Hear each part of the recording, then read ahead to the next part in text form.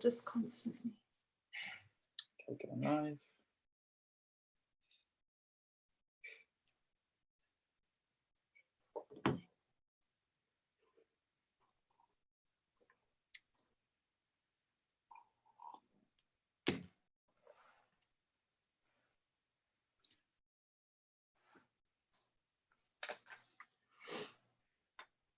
Hey, good morning, everyone. Thank you for joining us. I'm just going to pop a quick disclaimer up on the screen.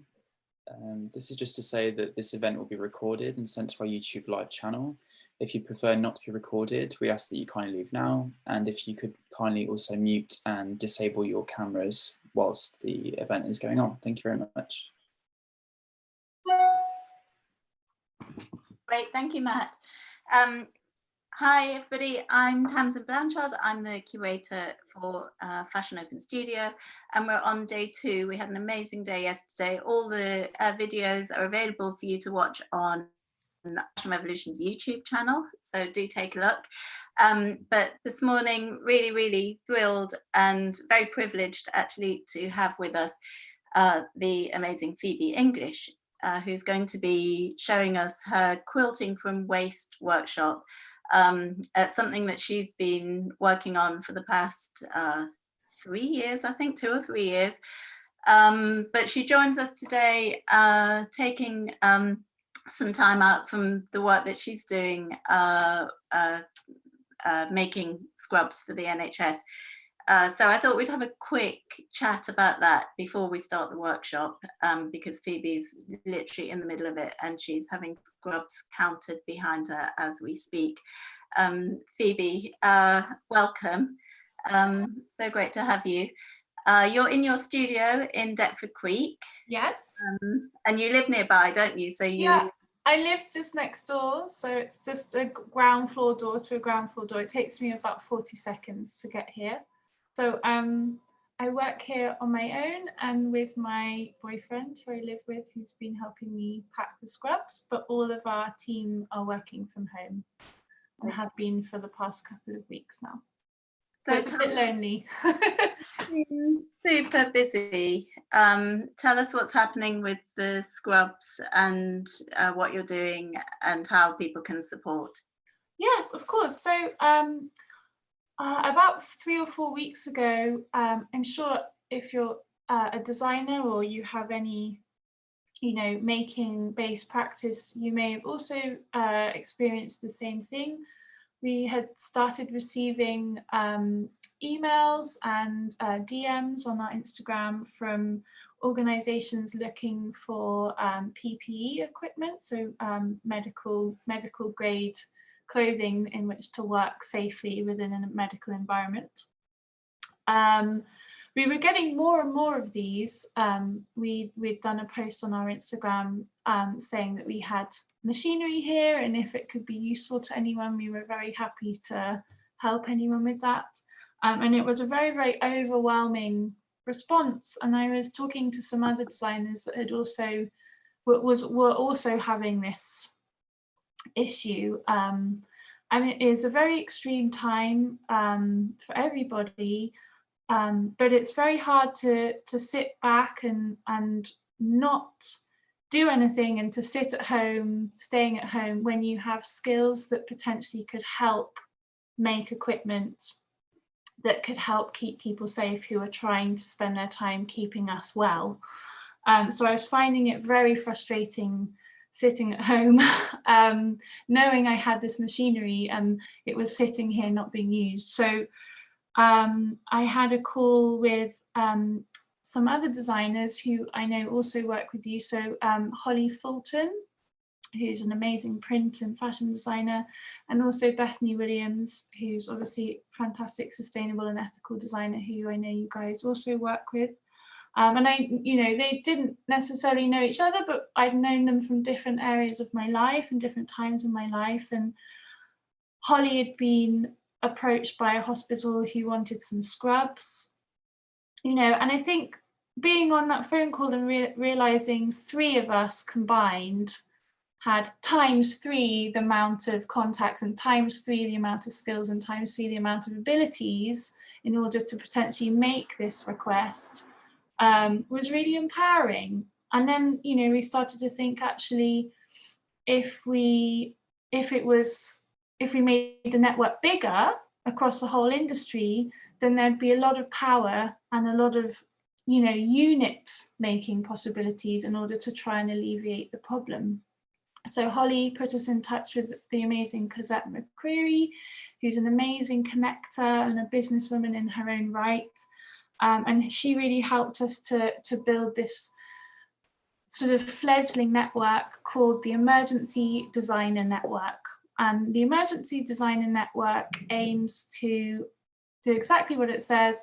It aims to connect the abilities and the contacts and the skills that we have as a British fashion industry in order to help alleviate the short-term need for, specifically at the moment, scrubs. But there is a lot of demand for other items as well, and we are having to learn and research as we go along about the specifications for all those garments, because obviously it's very different from making fashion garments. It's a completely different process. So we've done a big call out for skilled sewers, particularly sewers who are London based. And we've also made a crowdfunding page and a website, and we are always so grateful for any donations towards that. Even, you know, the price of a coffee is hugely appreciated by us, so that we can afford to buy our raw materials, our fabrics, to make these garments. And everybody else is working on a voluntary basis.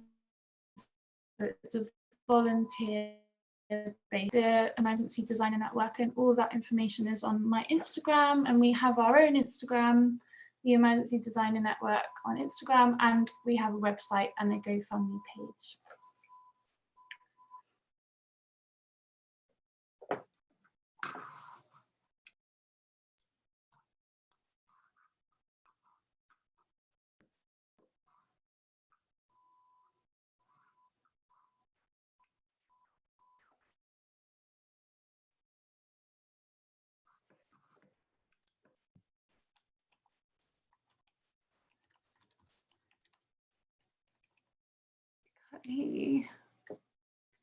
I'm sorry, I was okay. It's amazing work that you're doing. I was just saying, I've put it on the chat as well. Amazing, thank you so much. Put it on the YouTube. So if anybody wants to follow or get involved, or actually just fund the GoFundMe, the links are there. How many designers are there in the Emergency Designer Network right now? Well, it's sort of getting bigger by the moment. You know, we're receiving a huge amount of emails every day, which is a management situation in itself. And yeah, so we've got quite a handful, and we've got a mixture. So we're doing a mixture between at-home makers, so delivering packs to skilled at-home makers who can make a minimum of 20 per batch. And then we're also working with small manufacturers whose teams are working on a voluntary basis to help make these things. And then we're also working with design studios who've got staff who want to volunteer and help make these things as well. So we're using skills across, you know, from manufacturing abilities to design abilities. We're also working with people who are museum conservators who have really good making skills. So it's not solely in fashion. So it's a good select group at the moment. So we'll be completing our first batch hopefully by the end of the week, and then we'll be looking to, if it's working well, we'll be looking to widen the network further. How many in that first batch? I think I've packed a lot of parcels. I think there's we're aiming to make over 1,000 items. Right. So that's working with 3 small scale manufacturers, 3 design studios, and I think about 40 at-home sewers. Okay, so will you send a pack to at-home sewers? Yes. Yeah. Is it cut out or did? Yes, we're working with a cutter who's very kindly done this, donated this first batch to us cut out. And then, you know, going forward, we're looking to try and to fund these things so we can have a continuing relationship with these people. So the packs are coming cut out with the sewing thread and the labels. So at the moment we have couriers, but we're working with within a London-based network at the moment because it's very new. We're obviously just doing this voluntarily and trying to set it up as we go along. And obviously, as time goes on, the need becomes greater. So we're hoping to learn as we go and be able to spread that further, and hoping to see if we can get, you know, we've got some people who are setting up an emergency designer network in Scotland to be able to replicate the same framework there. So hopefully, if we get it to work well, it can start becoming independently localized across the country. Right, amazing. And before we go on to your workshop, you were saying just before we started that the cost that the NHS pays for these scrubs in normal times is $2 a set. Is that correct? Yeah, so, I believe it's yes, it's made in other countries. I don't know that much about the manufacturing overseas, but I do know that you would definitely struggle to pay for the same amount if you were having it manufactured here. Yeah. So who made my clothes is really relevant for who made my scrub. Who made my scrubs? Exactly. Yeah. Very important. Very important. And something obviously we should think about after this pandemic also going forward. You know, it has been making us rethink who the heroes are. Yeah. Skills and experts. Yeah. Okay. Thank you so much, Phoebe, for that, and thanks for taking time for this. So we've got half an hour for you to talk us through, and I think people at home also are needing a little distraction and some therapy time. Yes. And I'm sure you are too. So let's see, this is a half hour for Phoebe to have a bit of therapy and show us how to do your patchworking with waste. Yes, okay. Well, welcome to Quilting from Waste. I hope everyone is keeping their hands crafting during this time inside. I've been myself getting through a very tall pile of repairs one by one, I've darned a lot of socks, and I've repaired a lot of pillows, pillowcases, and I've mended trousers and stuff. And I found it really, really therapeutic to kind of just do something with my hands and do something creative and also do something useful. And the Quilting from Waste workshop is something I actually developed especially for Fashion Revolution Week a few years ago with Tamsin. And it's become a very beloved part of what we do here. It's an ongoing project. It doesn't have any specifications or skill expectations. For me, it's really about trying a technique out, sitting down. You know, historically, quilting was done as a communal activity. It was it was an opportunity for specifically women to come together and be in the same place at the same time. When you start sort of looking into the historical sort of situations of it as a craft technique. It's definitely something you can do communally. You could do it as a household. If you've got other members of your household who are also interested in sewing, you can all make patches and donate them towards the same quilt. So I'll show you some of the quilting patches we've been making over the past. I haven't got them all here because I've actually sent quite a lot of them off to someone who wanted to start putting them together into a quilt, because up until now we've solely been making them as these patches. So this is the patch. As you can see, it consists of 7 hexagons, which all interlock together, and they're backed by paper. There are many different ways of doing quilting, and I'm by no means a quilting expert at all.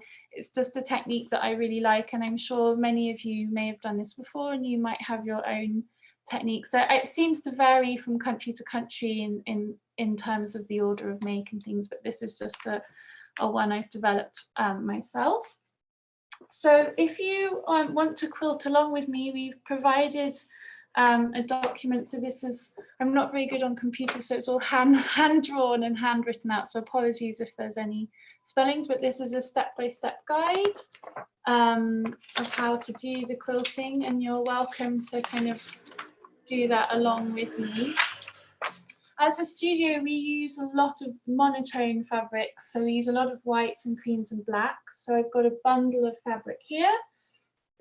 I have got some scrap paper here. So in the studio, we don't actually put any paper in the recycling until it's been used on both sides. So you can see it's got some order forms on the back of this. Pencils, fabric scissors, paper scissors, template. So there is a pattern on the back of the description, the how to make description with the template. So you can see one is slightly larger than the other. So this is the fabric template, and the smaller one is the paper template. So for these, I've just cut them out of a cereal packet, so they've got printing on the back. So it's quite a thin card. So you'll need one each of those. I also have got black thread because the fabric is black, and I've got red thread, which makes up the basting stitch on the quilting. You can see that. So to begin with, you need to cut out 7 paper hexagons, like so, and you do this with your small paper template made out of card. And all you do, traditionally, if you look at sort of books on quilting and historical quilting, you'll sometimes find the paper still attached on the back of the quilt if the quilt's been left unfinished. And often it's a sort of a glimpse into the history of the time that the quilt was made, because they'll be made from newspaper or they'll be made from a love letter or something, and you'll be able to sort of have a little glimpse into the history. So you could use, if you don't have sort of white paper, you can use newspaper or any kind of sort of not too flimsy paper. So you just need to draw around your template. I don't know if you can see the table. You can see the table. So drawing around that with quite a sharp pencil, because you want to try and make sure that the template and the paper stay a really good size. So you cut this out, trying to keep it as similar and as neatly to the edge as possible, because when you want to start adding the patches together, you need to make sure that the two sides are going to be exactly the same length, so they meet edge to edge. So you need 7 of these, 4, 7, so you'll have 7 of these. So when you've got 7 of these, you can go on to the next stage, which is taking your fabric template, which looks like this. This is the larger hexagon in card. And with the quilting, what I've been doing is we're very careful about our fabric consumption, but we're also very careful about our fabric waste. So we try really hard to make sure that any offcuts or leftovers or waste fabric that we produce in the studio is reused, not only into something like this, the quilting from waste, but also into things like the next collection, or working with charities who use these items. It's very hard for fabric to break down in landfill if you put it into general rubbish. because there's no oxygen in landfill, it's very hard, it doesn't really biodegrade. So we try and avoid as much as possible putting any fabric in the rubbish bin as we can, which means we then have lots of scraps. So with this project, what we've been doing is, obviously I've been using all black fabrics, but you can use obviously whatever colour you might like. You might, want to do all printed fabrics, or you might want to do all pink or all white, or multicoloured or rainbows. That's what's really fun about quilting, is you can just do whatever you like. And obviously everybody's inside at the moment, so having a hunt around through your wardrobe or your family members' wardrobes to see if there's any garments that that are broken, that they don't want anymore, that would work well for quilting. You could start repurposing that garment into a quilt, which is a really nice thing to do whilst we're all sort of sitting inside. So for this particular quilt, we've been trying to work with the different surfaces and the different kind of qualities of fabric. So we've been trying to choose 7 different fabrics for each patch circle that we're making. So and then putting them sort of contrastingly next to each other.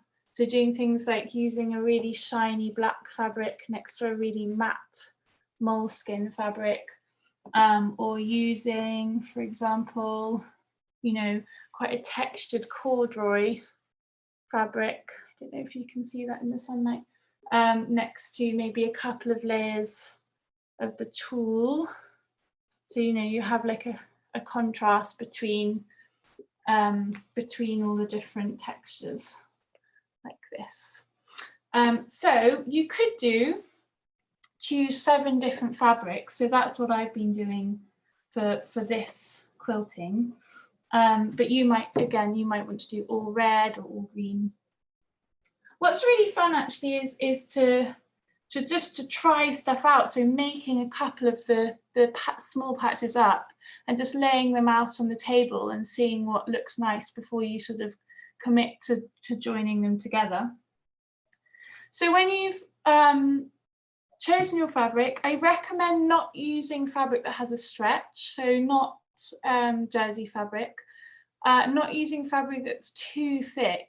You can do denim quilting, but you need to be prepared that it's going to be quite difficult to sew, and there's a lot of hand sewing involved with quilting. So trying to choose something that's either not too thin, not too stretchy, or not too thick is ideal. So something like a shirting cotton, or a cotton skirt or something like that. A lot of the original quilts were made from garments, and it's what women would make it from clothes that they weren't using anymore, and it would be a way to kind of make sure that the fabric was used as a very precious resource and put back into the household for use. Obviously wasn't thrown away, because we had a different relationship with and a different value to the resource that is material. Now we're quite removed from how we make fabric, and we don't really value it as a precious resource.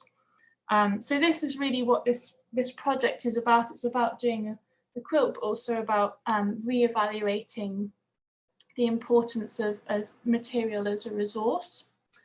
So once you've chosen your fabrics, not too thin, not too stretchy, and not too thick, you take your fabric template and you just put it on top of your scrap. When I'm doing it, I try and line it up as close to the edge as possible, because obviously this project is about creating as little waste as possible. So I don't usually put it right bang in the middle of the swatch. I'll nudge it right up to the edge, so it you're trying to save as much fabric as possible. And I use one of these. This is a chalk, a tailor's chalk. But if you're at home, you could try and use a coloured pencil. That would work just as well. And just try and make sure it's nice and sharp and it's not too hard. You can try and find a nice soft grained one that will work on the fabric. And then you just put your template on the fabric and you just draw around with your chalk or your coloured pencil. like so. I don't know if you can see it from there. So that will then look like that. And then you can cut that out. So the other thing that's really great about quilting is because it's such a slow process, it's not a quick technique at all. It is it's something that you know, it might take you years to make a quilt and build it up slowly over several years. So then you have your fabric. You can iron yours a little bit better. I haven't managed to iron mine this morning. So then, you know, you'll have a nice selection of different hexagons and different types of fabric. Obviously, you can choose whatever fabric you like. We're going for a textured black. And then what I tend to do is I just tend to lie them on the table. I don't know if you can see. So I usually just put them out and lay them out and just kind of begin to work. So, you know, if you have like a small print on one, you might want to have a big print on the other. So yeah, I usually lay it out like that and just get an idea of maybe this one would look nicer in the middle, and you can just play around and see what works for you. So once you've decided where everything's going to go, you need to go back to your 7 pieces of hexagon, small hexagon paper. And we're just going to go one by one. So let's find a little thread. So this part is a little bit fiddly, and you're going to want to have some nimble fingers, but also you're going to want to have a thread in a different colour. So we use a bright red thread, which means that you can see where the basting stitches are. This stitch we're about to do is basically a temporary stitch. So it will be, you know, it will be removed eventually. And so that's why we do it in a red, so you can see it really easily when it comes to remove it. So you choose where the one you want to start with. So maybe I'm going to start with this one. You obviously decide which is the right side and what's the wrong side. I'm going to use the matte side of the fabric as the wrong side. And all you need to do is place the pattern paper in the middle. Can you see? Right in the middle. And you just need to have really good, strong, pinchy fingers, because we're basically going to take it like this and pinch all the way around one by one. So we're going to basically fold it over each corner all the way around the edge. So I'm right-handed, some of you might be left-handed, but you just start folding over the edge. You can sometimes use your thumb just to run it along the edge, just to kind of pinch it into place. And then you just rotate it and you fold that excess that you have here over itself. So you have a little pleat. Can you see that? So that's going to be the first thing that we secure with our red thread. So you need to make sure that your thread's got a knot on the end, which I didn't do previously. Not prepared, sorry everyone. So, yep. And it's quite good to have a nice thin needle. I've just trimmed my nails last night, so I can't pick up the thread.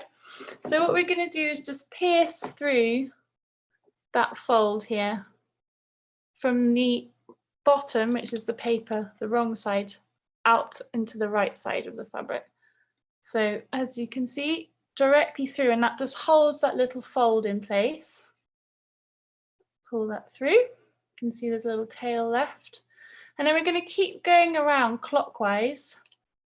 So now that that's in place, we're going to come back through, halfway through the distance between this corner and this corner. We're going to come back through exactly halfway through. Well, it doesn't have to be exactly halfway through, but it just holds it in place. So piercing through there on the right side, coming back through onto the wrong side. And we're going to just keep going to the next corner and fold that over again. Can you see the second fold? And we're going to go back through again from the wrong side to out to the right side and pull through. So you can see what we've done there. We've gone in one corner, out the back, back through halfway, and then out again on the next corner. And then you just keep doing that all the way around. It doesn't have to be neat and it doesn't have to be measured. Remember that it's a, it's a temporary stitch. Folding that one down and then going back through. So it starts to look like this. So it's quite large tacking stitches on the back and tacking stitches on the front. And then you just keep going round.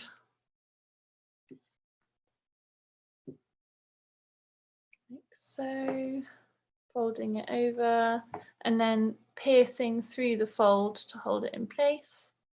And hopefully not your finger. In the meantime, you can wear a thimble to do this in if you prefer. And then back through from the right side halfway through the fold. And then to the last fold, folding that over. Oh no, there's one more after this.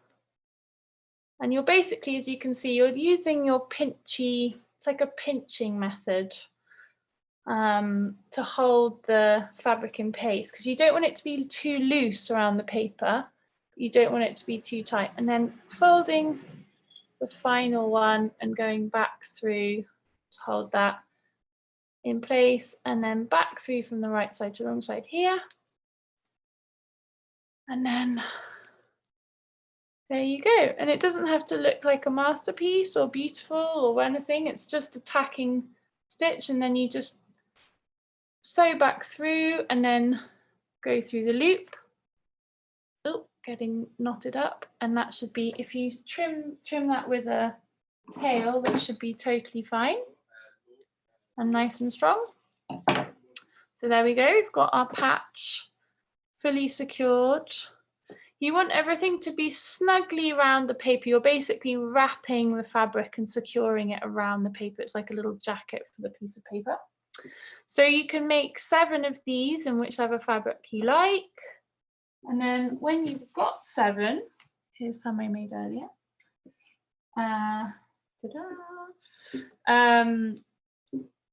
So as you can see, these are some from some of the other workshops, and they come out differently every time, so they don't have to look perfect. And I actually quite like the stitching thread. So yeah, so you pick out your 7 of those, and then again we are going to lay it out on the table just to check how it looks. I hope you can see that. In place. Let's find some others. So like that, make sure you're happy with the design. And then the next stage is fixing them all together. So for that, we'll move on from our red thread. And we're going to go on to our black thread, which is here. And we're going to take 2 patches. So I'm going to take a velvet one and a satin one, because I think they look quite nice next to each other. I can show you. Because one is reflective and one is absorbent of the light, and I quite like it when fabric has a contrast. So what we do to start connecting them is we take them right side and right side, and we just flap them together like a little book.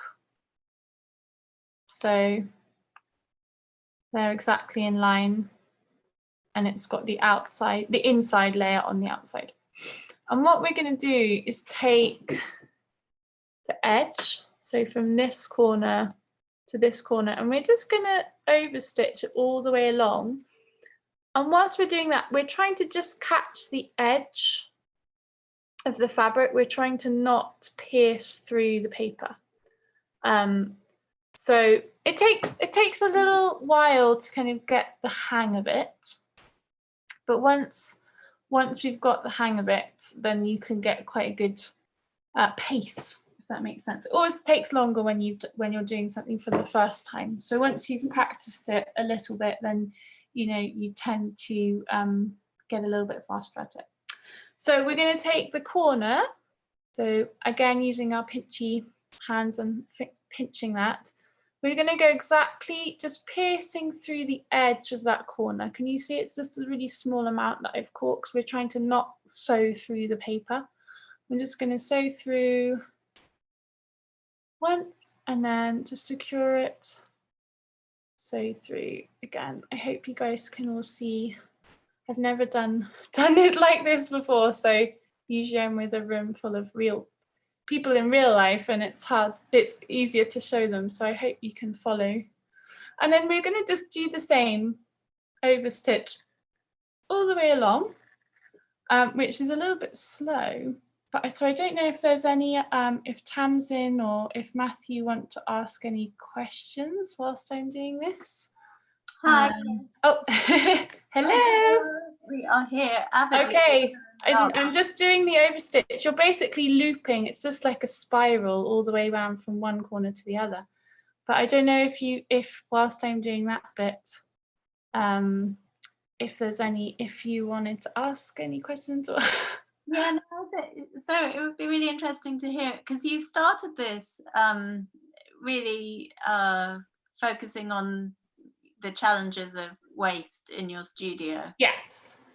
And what else have you done along the way? Because I know you've really gone to town on solving your waste issues in the studio. Yeah, so we've always worked in this way from the beginning. We started in 2011. It's really hard to sew in the air, but I hope you guys can follow what I'm doing. And we've always saved our offcuts in the studio. But recently we've decided to also ask our manufacturers to also do the same thing. So when our clothing goes to a factory to be made, then, that's waste that's still being produced under my name. So we now require anyone sewing our garments to also,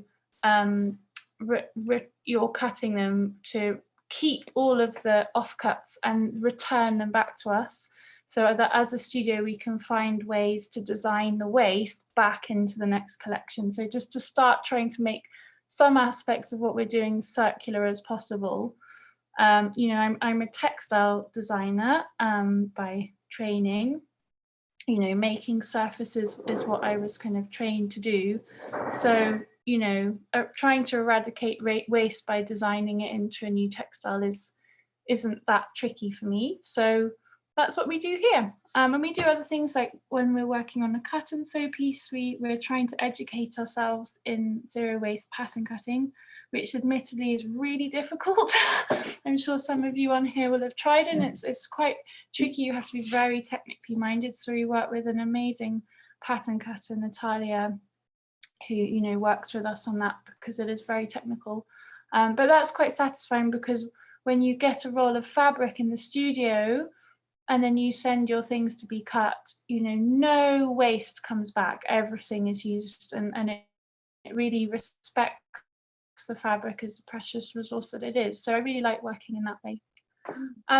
Is that an okay answer? That's a great answer. Okay. So I finished that bit of sewing. So we've sewn from this corner to this corner, and now you can just open it like a little book or a butterfly. And if you've kept your stitch is small enough, that should all be okay. And I don't know if the camera's good enough on here to see the black on black stitching. I don't think it will be, but there are stitchings there. So the next stage would be to join the other pieces. So I'm going to quickly explain how to do that. And then you guys can carry on doing your own quilting. But so I don't know if you can see on the table, I'm just going to join it back on to the flower. And what we're going to do is we're going to join the center now onto this to make it a little triangle like that. So in order to do that, you have to fold. Do you fold? Oh yeah, no.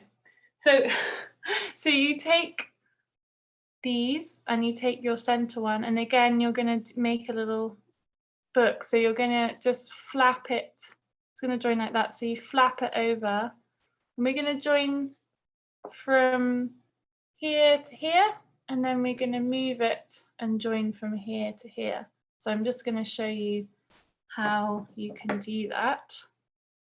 So we're going to basically sew that whole V shape there. So again, starting from this corner and going to this middle corner here.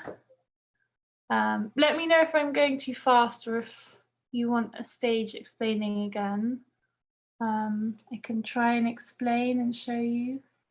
So again, going through once, going through twice to secure it, and then you're just going to wrap it around like that. And I don't know, while I do this seam, whether there's any other questions from Tamsin as I go along. Yeah, no, I was also be really interesting to hear how you're applying some of these techniques to your actual collections, because I know you started to make pieces of clothing that use some of your waste textiles.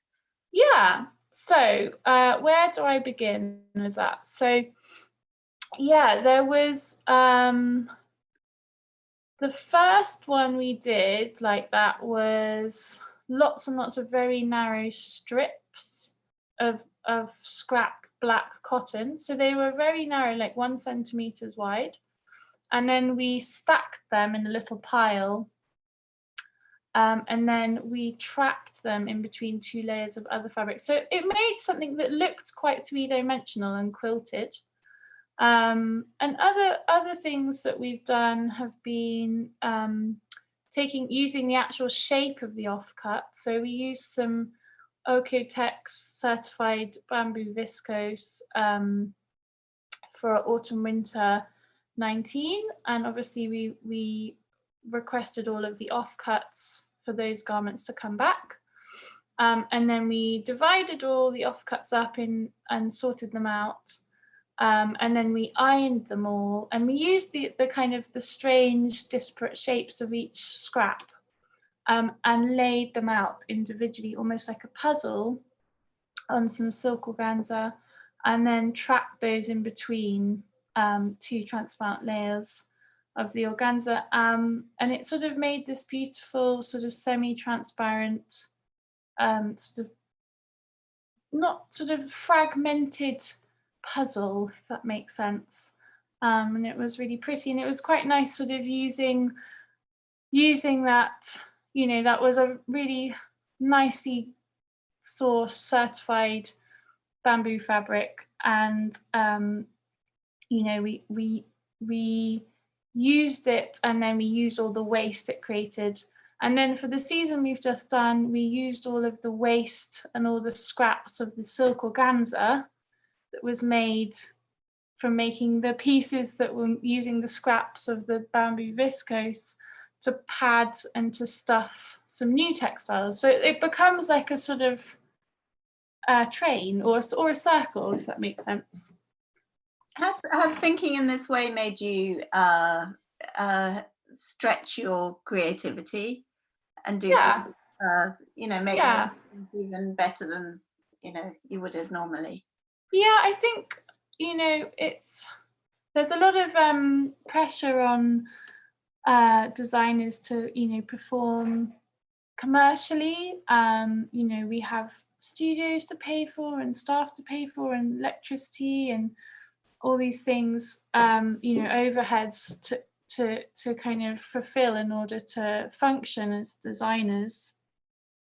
But actually working in that quite experimental way is really freeing, and they, you know, they're not, it's not a commercial thing in terms of, it's not a t-shirt that's really, you know, readily available and you know, relatively straightforward to make compared to a handmade textile. But you know, they do have their own commercial value in themselves, and also have their own creative and their own narrative as well, which, you know, obviously goes into the narrative of what the label is about and what we're doing. So I do find it really freeing, and I think one of the things I really like about design is that it's not engineering, but it is engineering in a way. You take nothing and you end up with something, and I really like that sense of problem solving. You know, like when you open a sketchbook and you have a completely blank page, you know, starting a collection is the same as that. It's you literally start with nothing and you end up with all these things, and the process of putting it together is something I find really interesting. Great. I've got a couple of questions from our audience. Cam is asking, how do you secure the border without any other pieces attached to it, like the borders of the final piece? You attach them. Oh, so once they're all attached, once all the pieces are attached together. So yes. Okay, so once they're all together, you know, it's quite a difficult question because I haven't actually got to that stage myself, even though we've been doing it for 3 years. But from what I understand, being entirely honest, I haven't done it myself, but from what I understand is you make a border. And I think once you kind of get to the edge, you can start, and you remove the paper, you can start sewing it on a sewing machine. So you can just sew normal seams along the edge to make the hem. And you can layer it, or you can you know, pad it, or you can just keep it flat and just have a lining. You can do lots of different things. I haven't got to that stage yet myself, and I'm not an expert, but there are lots of exciting things that I have found online and in books that you can do. So you can stuff them and layer them, and or keep them thin and flat, or make them into cushion covers. You know, the world is your oyster. Yeah, that's brilliant. We have actually, I'm going to invite the Zoom audience to turn on the mics and videos, because and let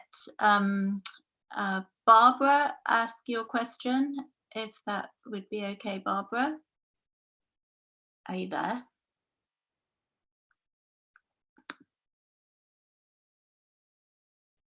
I think Matt's just okay. Unmuting. Should I show you the final bit in the meantime, or she? I think Barbara, are you there? Hi, I'm here. Hi, Barbara. I was just wondering, do you leave the paper in, or in what stage do you remove the paper? Okay, I was about to get to that point actually. So the paper is obviously a temporary thing because it makes it easy to hold. It makes it nice and sturdy, and also keeps the shape really crisp. But we can skip onto that bit so you can understand. So when you've got enough of these patches, you can start joining them together in long strips of however long you want to make it. They all start catching in, and you do that in the same way that I've been showing with when you put them together right side to right side, and then do the edges, and then you flap it open.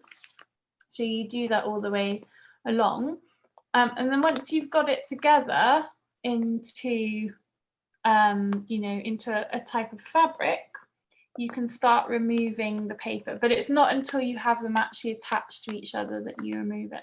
And the way that you remove it, so I'll show you, for example, This one's obviously secured each side, so I could remove this one so you can kind of see, is you just take some scissors that maybe aren't too sharp because you don't want to accidentally go through the fabric, but you just try and break the paper, do some cuts, and then you should, because you've just done those really big red tacking stitches, you should, as you can see, just be able to, trying to see if I can show you on the, you can just start filling it each side, and it should all pull out, and then it's just the fabric. But you don't do that stage until everything's joined up. Okay, thank you so much, Phoebe. You're welcome. Thank you. Yeah, thanks. You're welcome. Andrew, you had a question. Would you like to ask Phoebe, which is going back to your PPE, Phoebe? Okay. Hello. Hi, Andrew. Hi, Phoebe. Hi, Andrew. Hi there. Fantastic workshop. I'm very well. How are you? I'm okay. It's keeping well, I think. Yeah. Good. Hi. I'm a university lecturer. We're currently, our university is closed, but we have facilities and technicians that are willing to make PPE. Oh, great. So I was just wondering, because obviously we're all working from home, but we can possibly go back into uni and start working using these sewing facilities there. Okay. So I was just wondering if we could get in touch with you about helping you out with that. Yeah, that would be absolutely wonderful.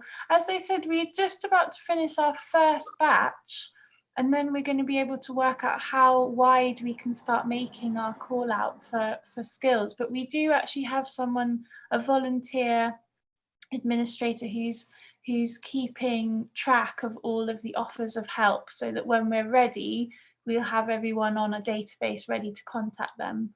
Okay, so please do get in touch. Anyone with any sort of intermediate or experienced sewing skills, we're very keen to get on board, because it's looking like this will be an ongoing situation for a while, and we will need items.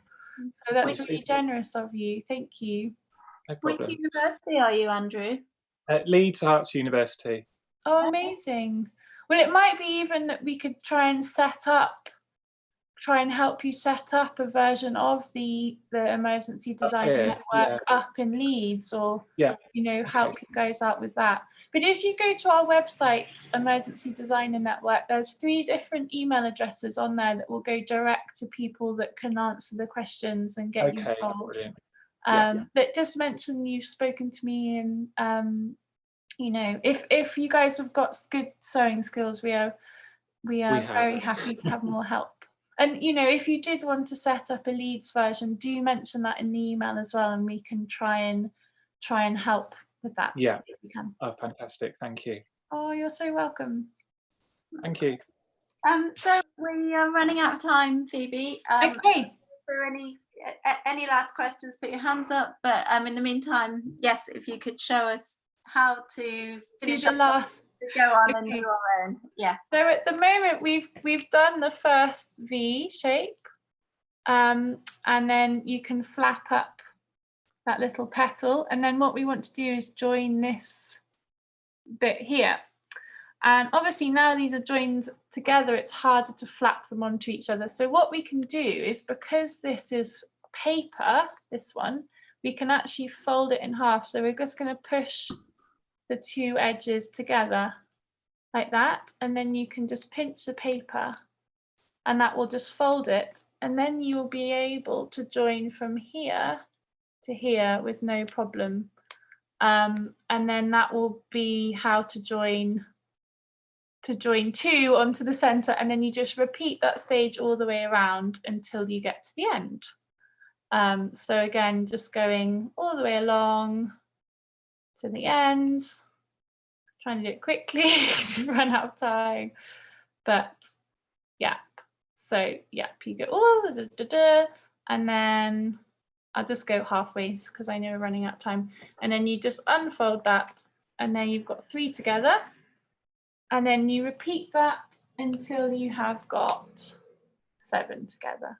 And if you can keep doing those, you can make a whole blanket or a curtain or a dress or all sorts of things. And, you know, there's amazing things called micro quilts, which are tiny, tiny versions of quilts where everything's 1 centimetre, and then you can get much bigger ones. So, you know, if it's something you get really good at, feel free to try out some different sizes. You could do squares and all sorts. It's a really fun technique once you master it. But yeah. Wow. Happy quilting, everybody. Thank you so much, Phoebe. I love the idea of the micro quilts. I know. I mean, they're really, just in terms of looking, they are really mind-blowing because they're really just so intricate and they do them in such beautiful colours. So I really recommend having a look at the micro quilts. I wish I could do them, but there's no time, sadly, for me. But you guys might be faster sewers than I am. We'll let you get back to your important work, and also maybe we'll meet again next year and you can show us how to do the borders around the edge. Yes, well, I might have got more skills by then, hopefully. I hope, sorry I wasn't very good at the border question, but I do recommend having a go at looking at quilting techniques on YouTube. There are so many amazing videos, so I'm sure you will find the answer there. Well, thanks, Phoebe. You just added to them. Thank you very much for this. And yeah, we'll all be supporting you on the Emergency Designer Network also. Thank you. It's an amazing network of very generous people. And even if you have the ability just to donate the price of a coffee, we would be enormously grateful. So thank you all for joining us today. Yeah, thanks, everybody. Thank you, Phoebe. Bye-bye.